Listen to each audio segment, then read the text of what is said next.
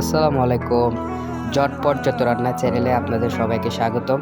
আজকে আপনাদের মাঝে আরেকটা রেসিপি নিয়ে আসলাম, আলু আর ডিম দিয়ে মজাদার নাস্তা।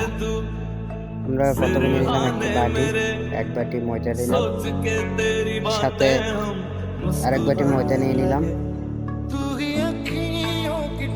সেই সাথে হালকা লবণ দিয়ে দিব। লবণ দেওয়া শেষ হয়ে গেলে প্রথমে একটু তেল দিব হালকা করে। তেল মাখা শেষ। এখন ফুটন্ত গরম পানি দিব। কেউ ঠান্ডা পানি দিবেন না, গরম পানি দেওয়ার পর আমি সবগুলো মিক্স করে নিলাম। দেখেন মিক্স হওয়া এখন প্রায় শেষের পথে। দেখেন আমাদের ময়দা মিক্স শেষ। এখন হালকা আবার তেল দিব। তেল দিয়ে ভালোভাবে এগুলো হালকা রেখে দেবো 2 মিনিট 3 মিনিট। রেখে দেওয়ার পরে ডিম আর আলুগুলো নিলাম। দেখেন আমি কাটার সাহায্যে সবগুলো আস্তে আস্তে করে কেটে নেব। প্রথমে আলু কেটে নিচ্ছি। আলু কাটা শেষ হয়ে গেলে এখন ডিম কাটতেছি। দেখেন কাটার সাহায্যে সবগুলো কাটা শেষ। ডিম আর আলু কাটা শেষ। এখন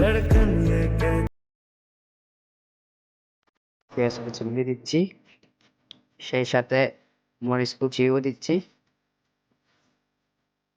ধনিয়া পাতা কুচি, সেই সাথে মশলা। দেখেন রাঁধুনি গুঁড়া জিরা মশলা। প্রথমে জিরা দিলাম,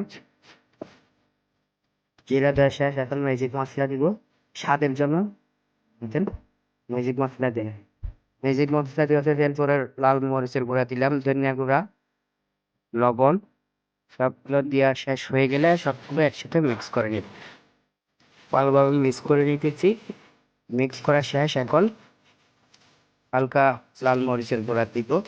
আবার এগুলো ভালোভাবে মিক্স করে নিব। এখানে আমাদের মিক্স করা শেষ। এখন এগুলো 2 মিনিটের জন্য রেখে দেবো। ময়দা রেখেছিলাম যেগুলো, এগুলো এখন একটু করে ছুরির সাহায্যে কেটে নেব। এক টুকরো রাখবো।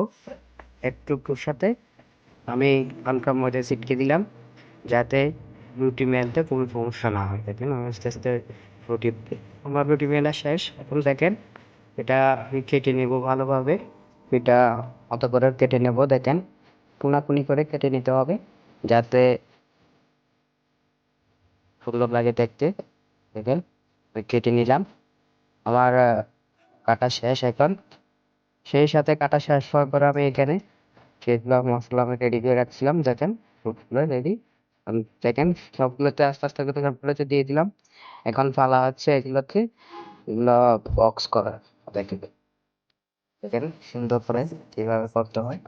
দেখেন প্রথমে জিনিসটা টেকে নিতে হবে, হালকা হাতে একটু পানি নিয়ে। দেখেন সেই সাথে হালকা করে একটু পানি দিতে হবে এই সেটটাতে, যাতে ভালোভাবে লেগে থাকে। ময়দাতে পানি লাগলে একটু লেগে থাকে, তা স্বাভাবিক। সেই সাথে ফুল আঁকার জন্য আমি প্রথমে ছুরি নিলাম। দেখেন ছুরি নিয়ে কাটতেছি কিভাবে, আপনারা ঠিক কিভাবে কাটবে। 3টা আগ দিতে হবে। দেখেন আমার কিন্তু পিঠা এখন রেডি। দেখেন আমার ফুল শেষ, ফুল আঁকা শেষ। দেখেন ফুল আঁকা শেষ। এটাও কিন্তু সে সুন্দর লাগতেছে মাশাআল্লাহ। দেখেন দেখেন কেমন লাগতেছে। আমার সবগুলো ফুল আঁকা শেষ পিঠা। দেখেন আমার পিঠাগুলো কিন্তু এখন ভাজার জন্য রেডি। সবগুলো কিন্তু এখন আমি তেলে ভেজে নেব। দেখেন হ্যাঁ, একটা কড়াইতে তেল নিয়ে নিলাম। তেল নেওয়ার পরে তেল গরম হওয়ার পরে পিঠাগুলো আস্তে আস্তে সবগুলো দিয়ে দিতে হবে। দেখেন আমি দিয়ে দিলাম পিঠাগুলো, আমার সব পিঠাগুলো।